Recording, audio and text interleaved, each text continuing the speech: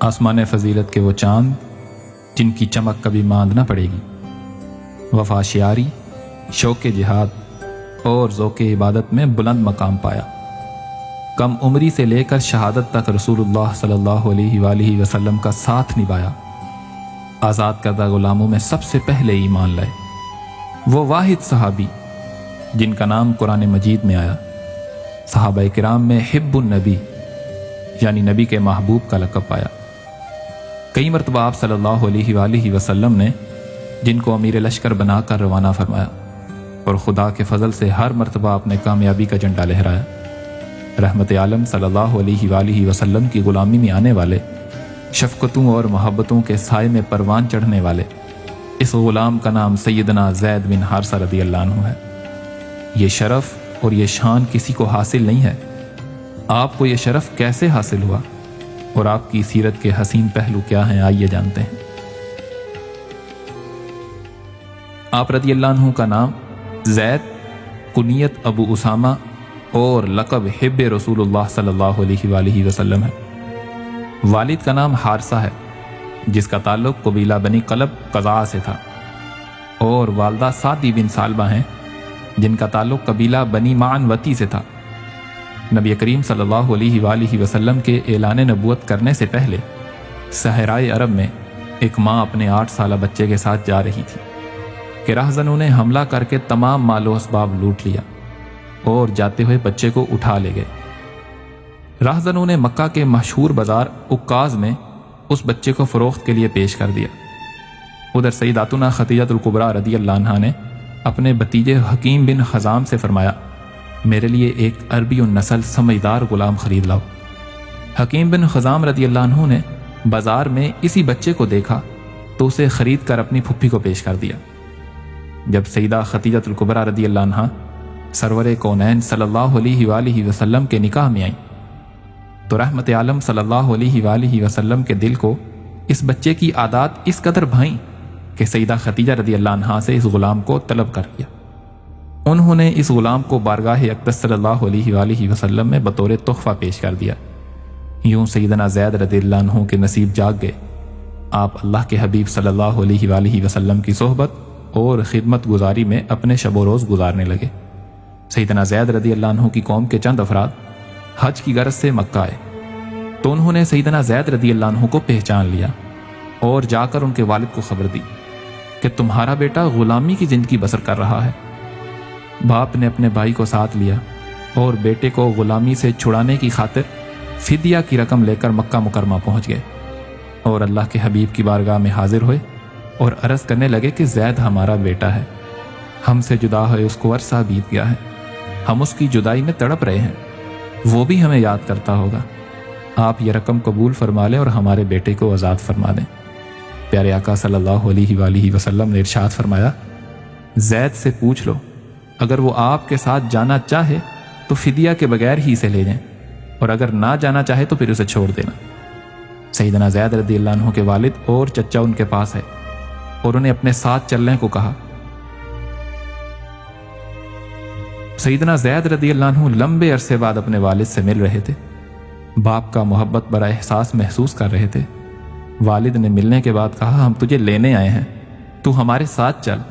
جب سیدنا زید رضی اللہ عنہ نے سنا تو آپ نے جواب دیا، میں آپ صلی اللہ علیہ وآلہ وسلم کے مقابلے میں بھلا کس کو پسند کر سکتا ہوں؟ آپ صلی اللہ علیہ وآلہ وسلم ہی میرے لیے ماں، میرے لیے باپ اور چچا کی جگہ ہیں۔ میں آپ لوگوں کی جدائی تو برداشت کر لوں گا، لیکن نبی کریم صلی اللہ علیہ وآلہ وسلم کی ایک لمحہ کی جدائی بھی برداشت نہیں کر سکوں گا۔ باپ اور چچا نے کہا، اے زید، تم غلامی کو پسند کر رہے ہو؟ سیدنا زید رضی اللہ عنہ نے فرمایا، میں اس عظیم ہستی کا ساتھ کبھی نہیں چھوڑوں گا۔ سیدنا زید رضی اللہ عنہ کی غیر معمولی محبت کو دیکھ کر پیارے آقا صلی اللہ علیہ وآلہ وسلم نے انہیں آزاد فرما دیا اور فرمایا، زید میرا بیٹا ہے۔ والد اور چچا نے سیدنا زید رضی اللہ عنہ پر یہ اعزاز و اکرام دیکھا تو خوشی سے مطمئن ہو کر واپس لوٹ گئے۔ اعلان نبوت کے 10ویں سال ماہ شوال میں رسول اللہ صلی اللہ علیہ وآلہ وسلم نے طائف کا سفر کیا تو سیدنا زید رضی اللہ عنہ بھی ساتھ تھے۔ جب کفار نے رحمت عالم صلی اللہ علیہ وآلہ وسلم پر پتھروں کی بارش کی، تانا زنی کی، تالیاں بجائیں تو سیدنا زید رضی اللہ عنہ دوڑ دوڑ کر اپنے آقا پر آنے والے پتھروں کو اپنے بدن پر لیتے تھے اور رحمت عالم صلی اللہ علیہ وآلہ وسلم کو بچانے کی کوشش کرتے، یہاں تک کہ آپ کا سر زخمی ہو گیا۔ ایک مرتبہ آپ رضی اللہ عنہ سفر پر روانہ ہوئے تو ایک منافق آپ کے ساتھ ہو لیا۔ ایک کھنڈر کے پاس پہنچ کر وہ منافق کہنے لگا ہم یہیں آرام کرتے ہیں۔ دونوں اندر داخل ہوئے، سیدنا زید رضی اللہ عنہ آرام کرنے لگے۔ یہ دیکھ کر اس منافق نے آپ کو رسی سے مضبوطی کے ساتھ باندھ دیا اور آپ کو قتل کرنا چاہا۔ آپ نے اس سے پوچھا تو مجھے کیوں مارنا چاہتا ہے؟ اس نے جواب دیا اس کی وجہ یہ ہے کہ محمد صلی اللہ علیہ وآلہ وسلم تم سے محبت کرتے ہیں اور میں ان سے شدید نفرت کرتا ہوں۔ تو آپ رضی اللہ عنہ نے فوراً پکارا یا رحمان وغثنی، اے اللہ میری مدد فرما۔ اچانک منافق کے کانوں میں آواز آئی تیری بربادی ہو، اسے قتل مت کرنا۔ منافق کھنڈر سے باہر نکلا مگر اسے کوئی نظر نہیں آیا۔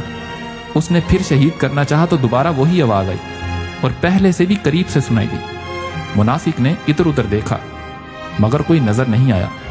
اس نے تیسری مرتبہ جب ارادہ کیا تو وہی آواز بہت قریب سے آئی۔ منافق باہر نکلا تو اچانک ایک شاہ سوار نظر آیا جس کے ہاتھ میں نیزہ تھا۔ اس نے منافق کے سینے میں اس نیزے کو پیوست کر دیا اور منافق تڑپ تڑپ کر ٹھنڈا ہو گیا۔ شاہ سوار اندر داخل ہوا اور آپ رضی اللہ عنہ کی رسیاں کھولتے ہوئے کہنے لگا تم مجھے جانتے ہو؟ میں جبرائیل ہوں، مجھے اللہ نے بھیجا ہے۔ جب غزوہ موتا کا مارکا رونما ہوا، سیدنا زید رضی اللہ عنہ لشکر اسلام کے علم بردار تھے۔ آپ علیہ الصلوۃ والسلام نے اس لشکر کا امیر سیدنا زید رضی اللہ عنہ کو بنایا۔ اس مارکے میں مسلمانوں کی تعداد صرف 3000 تھی جبکہ رومی لشکر کی تعداد 1,00,000 تھی جو کہ اس دور کے سب سے بہترین اسلحے سے لیس تھے۔ آپ رضی اللہ عنہ نے لڑائی شروع ہونے سے پہلے کفار کو اسلام کی دعوت دی لیکن رومی طاقت کے نشے میں مست تھے، انہوں نے دعوت کو رد کر دیا۔ یہ منظر دیکھ کر آپ رضی اللہ عنہ گھوڑے سے اتر کر ننگے پاؤں میدان جنگ میں کود پڑے۔ ان کے جذبہ جہاد کو دیکھ کر مسلمانوں نے بھی نہایت جوش کے ساتھ حملہ کیا۔ چونکہ جھنڈا آپ کے ہاتھوں میں تھا لہٰذا رومیوں کے حملے کا سارا زور آپ پر ہی تھا۔ کافروں نے آپ رضی اللہ عنہ پر نیزوں اور برچھیوں کی برسات کر دی۔ آپ رضی اللہ عنہ جوان مردی سے لڑتے لڑتے جام شہادت نوش فرما گئے۔ ادھر مدینہ طیبہ میں اللہ کے حبیب صلی اللہ علیہ وآلہ وسلم مسجد نبوی میں منبر پر تشریف فرما تھے اور آپ صلی اللہ علیہ وآلہ وسلم اپنے صحابہ کو جنگ موتا کے حالات سے آگاہ فرما رہے تھے۔ جب سیدنا زید رضی اللہ عنہ نے جام شہادت نوش کیا تو مدینہ میں اللہ کے حبیب نے صحابہ کرام کو آپ کی شہادت کی خبر سنائی۔ پیارے آقا صلی اللہ علیہ وآلہ وسلم کی آنکھوں سے آنسو جاری ہو گئے۔